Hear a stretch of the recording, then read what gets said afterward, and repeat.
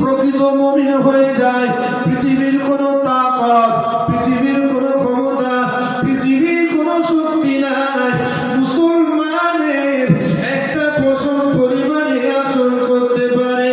ও বাবাজিরা ভাইরা, তাই আমি আপনাদেরকে বলতে চাই, তাহলে গোটা পৃথিবীর জমিনে, সেই ফিলিস্তিনের জমিনে লক্ষ্য করলে দেখা যায় শুধু ফিলিস্তিন নয়, আমার মহাপতের ভারত, আমার ভালোবাসার ভারতেও শুধু তাই নয়, গোটা ওয়ার্ল্ডের জমিনে আপনি আমি লক্ষ্য করলে দেখতে পাবো তামাম পৃথিবীর জমিনে লাঞ্ছিত, বঞ্চিত, হেওয়ার পদদলিত হতেছে, তারা হলো মুসলমান।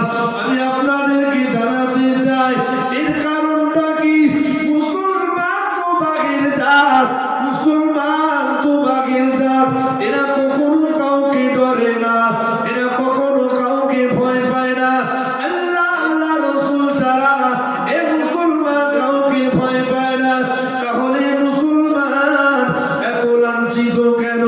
এ মুসলমান এত বঞ্চিত কেন? এ মুসলমান এত হেওয়ার পদদলিত কেন?